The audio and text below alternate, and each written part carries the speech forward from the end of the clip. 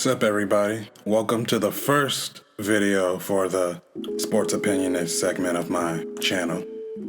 And today's topic, if you haven't guessed, is the once heralded next big thing, the next superstar, also known as the next LeBron, Mr. Ben Simmons.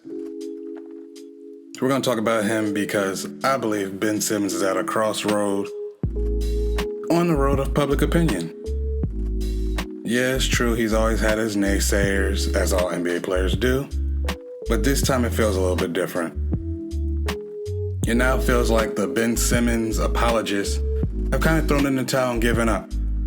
Gone are the days of, well, he makes up for his offensive deficiencies on defense, or he's an athletic freak, or his driving ability and ability to get to the rim and finish is more than enough to make up for his lack of shooting skill or lack of even taking a shot outside of 5 feet away from the basket.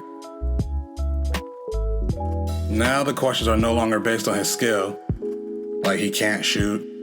Now those are basically mental or will-based questions, like he's scared to shoot. Is he putting in the work in the gym to actually get better? Why is he so bad at free throws? Is he shooting with the wrong hand? Does he care? And now, in these playoffs, you hear tons of people saying he was terrified to even drive to the rim because he's afraid of free throws. And his biggest asset was his size and ability to get to the rim. So if he's afraid to get to the rim, that's a big problem. So here's what I think should happen for us, the fans, and Ben Simmons, the player, the person. First, let's talk about Ben, because obviously this is about him. He needs to get into the gym and work on those free throws intensely. Like, come on, man. They're free throws. You're there by yourself, just shooting free throws. Practice. You may never get good, but you're shooting 30% in the playoffs. Come on, man. Even I can make more than 3 out of every 10. But that's important because you can't be a slasher and not be able to shoot free throws. If your main go-to is getting to the rim and being in the paint, you have to be able to shoot free throws because you're going to get fouled. You're in the land of the fouls. So if you can't get to the free throw line and make them, hack a Ben all day. That's all I got to say. I feel like he needs a coach that's going to demand 12 to 18 shots a game. Minimum. As the face of the team, he was taking 4 shots a game. Come on, even if you made all 4, 8 points, because he's not shooting anything outside the perimeter on a perimeter. So 12 to 18 shots, I don't care if they're all in the paint, but you gotta be aggressive, man. And then even just to piggyback off of that, maybe his coach can say, look, give me 4 to 6 shots outside of the paint. They don't have to be 3-pointers, they could be elbows, high post. Just give me 4 to 6 shots outside of the paint. That way the defense can get out of the way. Spread them out a little bit.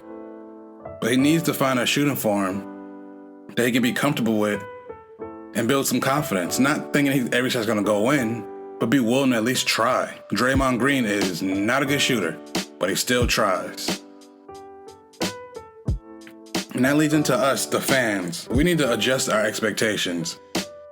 You heard me in the beginning saying he was considered to be the next big thing, the next LeBron, the next superstar. Some even said like a Magic Johnson kind of player. But maybe he's not. But can he be a poor man's Giannis or maybe a slightly better Draymond Green? Just think about that. They're not the best shooters by far, way by far not the best shooters. Some even consider them horrible shooters, but they're still willing to attempt them. Sometimes they take too many of those shots, but still, they're willing to take those shots and risk the failure of missing them because it's part of basketball. You can't play basketball and refuse to shoot, especially in today's game. Even if you're not going to make them, you got to show the other team that you're willing to take them if they're giving you 6 to 8 feet of space. So just think about that. Can he be a Giannis / Draymond Green player? Really good on defense.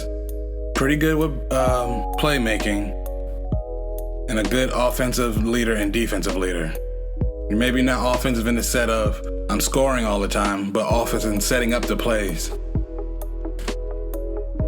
So in summary, let's just think about this. He needs to address his areas of improvement just tremendously this offseason. He needs to show the team and his fans that he really cares, that he's focused. He gives off this lackadaisical, I don't really care, I got my money kind of vibe. And a lot of people aren't really feeling that, especially in Philly, the city of no brotherly love. But his coaches need to be more demanding of him. Doc Rivers is a nice coach, but he never seemed that demanding. He did help Rondo, though, because Rondo was a very poor shooter. Rondo's still not the best, but Rondo became better under Doc Rivers, so just remember that. And us as the fans, we need to just temper our expectations. Maybe he's not the next LeBron or Magic, but can he be a better Draymond or a not as good Giannis? A lot of that comes from his aggression, though. Only time will tell. And that's been this episode of The Sports Opinionist. Wherever there's sports, I'll have an opinion. Thanks for watching. Drop a like, a comment. Even subscribe if you would like. See you next time.